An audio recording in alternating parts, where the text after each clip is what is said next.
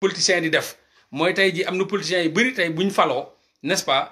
dañuy jafe jot dañuy jafe gis mais yow tu as toujours gardé les relations yi nga xam ne mus nañ ko yàgg nañ ko am te tamit buntu bu ne ubbil nga ma ko ci palais bi pour ma ñëw récupérer fa samay millions mais dama la malgré que nag mujj ñu cee jub damaa bañ lu ne wax nga ma ko kaay ma boole la président bi kaay jox lay milliards moo tax ma ne xam nga sénégalais xamuñu la yow nitu conviction la da nga am loo gëm yow da ngay xeex ay principe maanaam bokkoog maanaam dóorkat yi nga xam ne ñu may bañ a tudd seen tur ñi nga xam ne ñoom dañuy dundee sénégalais yi buñ jógee ne ñoom ay mouvement lañ dañuy ay société civile lañ wala nangam ak nangam te bu guddee ñu dem ci autorités yi ñu leen di jox xaalis bëgguma tudd seen tur xamante nañ yow bokkoo ci ñooñu yow vous êtes une personne intègre ndax man xam naa ci dara. waaw vraiment yóbbu nga ma fu ne de vraiment yóbbu nga ma fu ne mais defal nga ma possibilité yi ne ma rejeté ko ba nga mujj ma rek indi problème na ma xool yow bëggoo dara demal. waaw mais boole nga ma fekk vraiment ku ne nag boole nga ma fekk ministre Mame Mbaye Niang boole nga ma fekk lu mu tëddati waa ji Mbow Abdoul Mbow xam nga bu ngeen wutal ma rendez-vous man ak président bi mais lépp laa daw ba nga dem. yow gars yi nag bëggoo dara mais comme yow bëggoo tekki temal.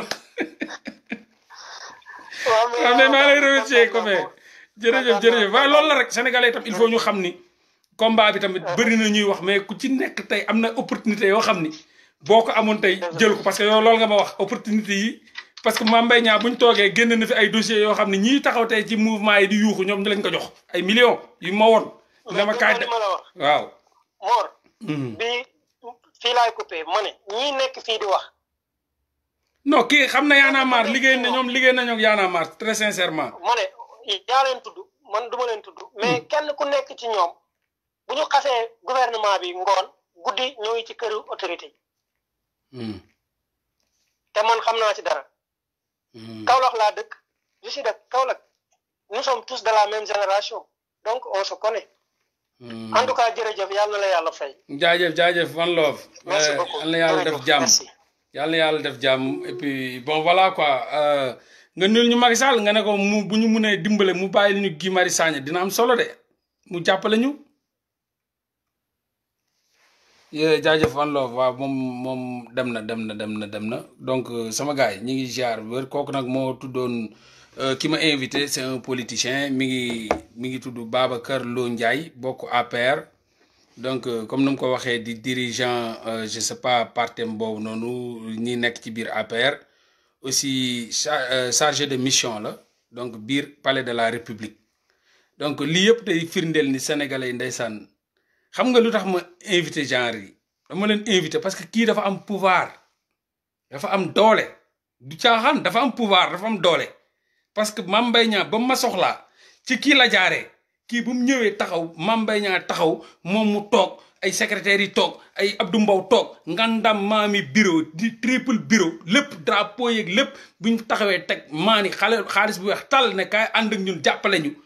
pour campagne électorale yi dama taxaw refuser pertinemment hésité wu ma te mi ngi nii moom APR te kay seede loolu dama ko wax te lu dëggu la parce que man lu ma combat dafa am conviction dafa am ngëm-ngëm bu may wax da ngay foog damay aalu wala damay mer man amul ku taxaw Sénégal koo xam ne mun naa gëm ni yaa ma gën a dàq combat wala yaa ma gën a gëm dëkk bi wala yaa ma gën a bëgg lu may def parce que lu may def dama ko def ak conviction moom ci boppam moo ñëw jël si ma ak otoom ñu yóbbu ma ci Mame Mbaye Niang fu mu newoon ministre de la jeunesse bu nekkoon ci wetu 2 voies liberté 6 yi nekk taqaloog lu mu tuddati uno ñu jël ma foofu ci oto yóbbu ma dem ñu dem lu assemblée nationale dem récupérer ji ki topp ci Moustapha Niass ñu naan ko Abdou Mbow topp ci Moustapha Niass ñu récupérer Abdou Mbow ñu dem yóbbu ma bureau Abdou Mbow bu mag bu foofu noonu ñu toog ñun ñëpp toog ma ànd ak sama benn copain bu ñu naan Fallou di journaliste. parce que man maa pour am seede ànd ak Fallou journaliste bu nekk le témoin Fallou Mballo un journaliste témoin ne ko kaay ñu àndaale nga xool dilu gaay kaay ñu ànd nga xool dilu gaay Fallou Mballo était là-bas journaliste le témoin boo leen ubbee le journal le témoin da ngeen di gis muy bind ay article extraordinaire ma dem jëli Fallou Mballo ñoom xamuñu sax parce que dama indi waa ji pour mu xool Fallou Mballo toog ñun ñëpp toog ñu ne ma ñu génne dossier wan ma ne ma ñii on a travaillé avec les Y'en a marre avec Simon avec si tournée maanaam nu mu tuddati jeunesse sur tournée xaw ma semaine nationale de la jeunesse xaw ma seen affaire yooyu noonu donc il nous a suggéré les artistes de Y'en a marre là les Y'en a marre ñi ngi nii seen tour ma gis seen vrai tour seen sant et tout xaalis buñ leen jox ñu daw Simon kese moom moo matal mission bi ñu ne ma léegi affaire bi lan la ñun dañuy def préparer benn tournée moom mooy le oui et le non yaa Youssou Ndour am na Youssou Ndour ci biir am na lu mu tudd mooy seen waa ji dof bii nii tamit suba ngoon mu génn di waxu koo naan ay faute de frappe man turam dama ko dul sax jàpp faute de frappe borom faute de frappe boobu ma nga ca ne ma Mame Gor Diazaka y avait Mame Gor il faut être clair y avait Mame Gor Diazaka ci dul bi Mame Gor Diazaka ak Youssou Ndour ñu ne ma da ngay ñëw ànd ak ñun on te donne de l'argent xaalis bu weex tàll des millions benn oto bi Youssou Ndour moo ci nekk ak lu mu tudd le ministre la Mame Mbaye Niang beneen oto bi Mame Gor Diazaka moo ci nekk ak man beneen oto bi mooy seen mooy bu ñu demee mooy bu ñu demee Grand Yoff ñu sànni leen xeer man mii bu ma jëloon millions ya ca laay bokk man mii bu ma jëloon millions ya ca laay bokk am na ñeneen ak ñeneen ñuy jël millions yi di jouer ak ñoom ay tour tak seeni deal génn ci man loolu taxuma jóg bu ma mujjee rejeté loolu ñoom seen bopp dañoo taxaw moom ci boppam moo génn buntu assemblée nationale mer na ma yow bëggoo tekki sama waa ji bëggoo tekki nit yaa ngi fii di dugg ci biir am na ñoo xam ne si seen marcheurs yi nii yuuxu yi am na ñu ci am ay terrain ñi ngi ginnaaw sédiment am na ñu fa jox terrain am na ñu fa jox nangam expliqué ma affaire yu bari am na ñu ci lekk ay millions yaa ngi fii di dof-doflu di xeex topp sénégalais yi amoo loo lekk amoo loo naan man nag gars yi ubbil naa la buntu yu ne boo ko bëggul yaa xam pare ñoom ñëpp ku nekk dugg sa oto dem sa yoon man ak Fallou ñoo ànd arrêté taxi fay 2500 dem wàcc ji usine benn tali dem fay usine benn tali bu ñuy ñëw ñoo ñu indi ak seeni oto yi tooy xepp vitre climatisé vitre noir climatisé tout bu ñuy dem dañoo mer ba yóbbuwuñ ma daf ma xas lu ma xas foofu noonu buntu assemblée nationale wax ma lu neex ñoom ñëpp ñu kii buggul tekki dem leen seen yoon bàyyi leen ko fi nit ku torox la buggul dara donc man ma dem gaare sama taxi dem sama yoon ñibbi ànd ak Fallou c'est tout ak leneen ak leneen ak leneen ak leneen loo xam lu ne jëm nañ ko bu mu fekkoon appliqué naa ko tey jii maa ak samay millions soxlawuma loolu lii nag moom moo fi am lii nii dama ko def pour woon sénégalais ndeysaan que li leen dal ñoo ko teg seen bopp de ñi leen dal ñoo ko teg seen bopp parce que kii tey pale lay xëy di fa gont ñi fayeku ay millions la ñuy fayeku te mat nañ 200 personnes les conseillers là ñi kii sax du conseil chargé de mission la il y a des conseillers de la République des chargés de mission des faucons de la République il y a des centaines de milliers de personnes yoo xam ne ku ci nekk dañoo wër Macky Sall ku ci nekk di nga fayeku 1 million ñii 2 millions ñii 3 millions waxuma la ay directeur rek ay leneen de dama leen di expliquer bu baax dama ne ñii kese ñii di yeewoo palais rek ñii di fi xëyee palais di gontoo palais mat nañ des centaines de milliers de personnes ku ci nekk ku ci gën a néew am nga 1 million 200 1 million 200 ku ci gën a néew donc sañ alal gi yëpp gars yi pàccoo nañ ko séddoo nañ ko ñii nii moom lu mu wax mais dafa wax lu leer nee na yéen a ñu fal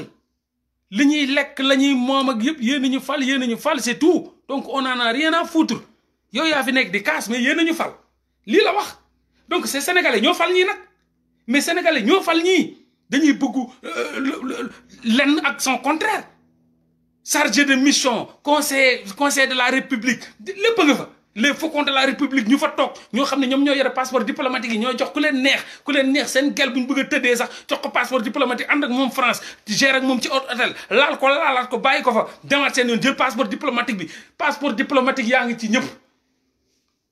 ñi ngi ci doomu politiciens yi ñi ngi ci seen i caga yi ñi ngi ci seen i menacekat yi ñi ngi mais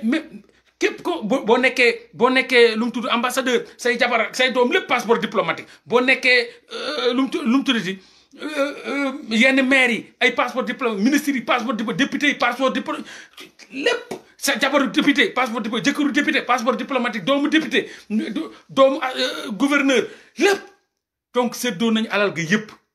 lépp lañ seddoo te pourtant ces mêmes gens là yéen a leen fal peuple bee leen fal peuple bi ñoo fal ñii moo tax gars yi dem ba nga xam ne affaire bi sauf qui peut la ñuy profité ku ci nekk loo ko jox mu lekk parce que dañ naan ah peuple bi affaire bi dafa jaxasoo waaye yow mais il faut arrêter avec élection truquée yoo xam ni élection truquée réew mu ne tekk sa waa ji peuple bi kenn mënu leen défendre élection truquée réew mi ne tekk élection truquée yóbbuwuñ ko porté leen sañu opposition bi porté wuñ plainte élection truquée mais opposition porté wuñ plainte ci juridiction yu gën a mag élection truquée peuple bi di naan seen ataaya di lekk seen ceeb waaye il faut arrêter avec ces élections truquées waaye man góoma loolu élection truquée fu mu am dëkk bu mu am dëkk ba génn nañ tàngal foofu rajaxe ko élection truquée fu mu am laa la wax dafay booy day tàkk élection truquée fu mu am opposition bi dinañ jël affaire yi yóbbu ko cour constitutionnel conseil constitutionnel yóbbu ko ci cour yi gën a mag ñu jugé ko ñu ne mu opposition bi ne taxaw no garaawul amul solo c'est truqué mais amul solo peuple bi toog fuñ toog di lekk di naan élection truquée mais xoolal gis nga affaire yi buñ defee dara dañ koy assumer te bàyyi daw yi ak nëbbatu yi élection truquée dëkk yu baax yëpp buñ leen defee élection truquée waa dëkk ba dañuy gën tàngal élection truquée fu mu am opposition ba dañuy taxaw ne ay génn leen ci mbedd yi élection truquée opposition bi ne muut noppi di nalaw dëkk ba ne muut noppi di nalaw ñu bëgg a taxaw ba naan élection truquée yu wax leen bul ma kenn ñëw fii di ma wax élection truquée amul benn élection truquée ils ay achat de conscience lañ def jënd réew ma ñu voté leen ñu gagné taxaw fa élection truquée boo réew moo xam ne mel ni avant élection truquée ñu ne teg élection truquée ñu ne teg après taxaw peuple ba génn élection truquée yow dana sàcc sa yëf say lu day ni élection ñu sàcc say élection nga après defoo benn acte nga taxaw naa élection truquée ñu fi doon def ay acte mooy waa Idrissa Seck yi ñun leen def ci kaso lañ leen tëj 1 mois Idrissa Seck am na ay éléments am yu génn noonu yéen a ngi fàttaliku wala da ngeen ko fàtte ci partem bi buñ génnee lan la dañ leen tëj 1 mois yóbbu leen paquetage benn waa ji ci boppam dañ rëbës dafa taxaw 1 mois yëpp dafa taxaw amul fu mu tëdd ñu dugal leen ci paquetage bi paquetage suñu leen sax ñoom dañoo taxaw ci bopp ci coin yi lañ leen tëj alors ana élection truquée boobu noonu il faut ñuy assumer sama gars yi sénégalais dañuy assumer quoi bu ñu defee seen yëfu tapet ñu ne tapet lañ dañoo def yëfu tapet bu ñu defee yëfu géree ñu ne géree lañ def seen yëfu tapet bu pare na élection truquée suñu opposition bi tapet ñun ñu tapet ñu daw ñoom ñu nangu réew mi te ko ñu ne ñu élection truquée sama gars yi salaamaaleykum réew mu mérité lii réew mi lii lañ mérité réew mi moo tax ma leen di indil ñi mérité ñu jàkkaarloog ñoom di wax ak ñoom parce que ñoom ñoo fal ñii kii def na 7 ans nekk chargé de mission léegi am na beneen 5 ans de chargé de mission beneen 5 ans ñii defaru di defaru rek réew mi di leen def leen li ñu doon may leen doole googu noonu ñu taxaw leen di leen ruube di leen jaay doole di leen noq ñu taxaw ba na élection truquée la de moom kay élection ñu truqué ba nangu sa kër truqué ba génn la ci biti truqué ba noq la ci biti nga naan élection truquée moom kay te ñëw truqué fu ñu truqué force de l'ordre bi ñëw jaay ñu doole faqat suñuy affaire jàpp ñenn ñi noq leen ci kaso bi waa ji wax na lépp boo ko laajee yenn yi mu ne du ci wax boo ko laajee yenn yi mu ne non dañuy suspense boo ko laajee yenn yi il a bien défendu c'est bien genre yi nag genre yi ñoo leen di ñooy toj dëkk bi genre yi fi mu nekk nii moom mooy woote nii après xam nga alors noo gisee affaire yi waaw wax naa ak ñoom de c'est que ça mi ngi nii nag 12 ans de chargé de mission 12 ans te day continuer nii waaw am na benn 7 ans ak benn 5 ans te pareegul de ñoom ne pareegul de waxuñu lu leer bàyyiguñ réew mi de billaay bu sénégalais yi tëddee ba foog ni ñii bàyyi nañ réew mi ñii bàyyiguñ réew mi de lu mu neex lu mu macc lu mu saf ku ko macc ko xam ñii bàyyiguñ réew mi de ñii dinañ ñëwaat ñii seen 5 ans dina jeex ñu taxawaat billaay wallahi boo leen préparé wul 3e mandat dina am boo leen jógut boo leen farluwul boo leen taxul takk seen ndigg fas yéene leen affronté billahi dinañ tagaat 3e mandat parce que lu leer waxuñu ko ñu ngay pacc di def seen affaire kenn ña ca waxoon ne Macky Sall amul droit def 3e mandat sax dàq nañ leen donc ñëpp 3e mandat mu ngi noonu comme dëkk boo xam ni da nga leen jox 10 000 francs 2 000 francs 5 000 francs ak ay tiis yi def leen ni xar jox leen ay mbiib dugal leen ci ay oto yeb leen ci ay car ñu fees del di yuuxu yor ay grand mbubb yi ñu def Macky Sall APR di yuux PPP Macky Sall PPP te géejowaay lañ jógee yëmbal Kër Massar Kër Madiabel Kaolack yooyu Kaolack bi muy wax ni ak salte beeg yëpp Macky Sall la fa gañe alors comment tu peux les défendre comment on peut défendre ces gens-là il a raison on mérite ces gens-là ñi lañ mérité moo tax ma indi live yi nga xam ne non moo laa bul jël ñi ñëpp laa jël dama leen di woon ni seen liggéey bu noo def benn liggéey bu salte ba pare ne kenn du ma leen boo tëddee caga ma indi la caga ne la caga gii nga tëddee démb li may def nii dafa leer nañ maa leen di indi pour wan leen ñii yéena leen def luñ doon ñii yéena leen def luñ doon bu ma amaatee keneen tamit dinaa ko indi maa ngi jéem a xool nan laa xëccee benn ponkal parce que kii jeunes yi moom moo leen jiite ponkal ci biir APR tam mu ñëw taxaw ngeen déglu ko bopp yi dara naw ci seen xel yi dara naw ci jàpp peuple yi di leen nax di leen fooye lekk seen i milliards dem seen yoon defar seen i àdduna ñii ñi ngi ci jàmm yéene leen ko fi yéene leen fi def yéen ñii la yéen 57% ngeen après ngeen bëgg lan salaamaaleykum wa rahmatullah jaajëf waay ku fi nekk la lu ngay dund yaa ko mérité yaa ko liggéey bu gën daw assumé leen yéen a ko liggéey yéen sénégalais laa wax yéen a ko liggéey lii genre xeet gii taxaw jiite moom am pouvoir ku ko fi teg fii lañ taxaw man foogoon naa ni man ku ma yeewoon billaahi laa la wax na ma réew mi Macky Sall moom moo ko jël man la dangay fen non man maa ngi ci woon avant bi ñu defee vote yi ba pare ngoon si dama doon jubilé billaahi man jéey Sonko jël na réew mi mais parce que réew mi nu mu doon yëngoo ci Sonko naka de gars yi gëmuñ dara wax rek Sonko waaye maa ngi nekk sama benn copain ma naan ko tey Sonko jël na réew mi Sonko billaahi di jubilé Sonko jël na réew mi parce que Rasulaay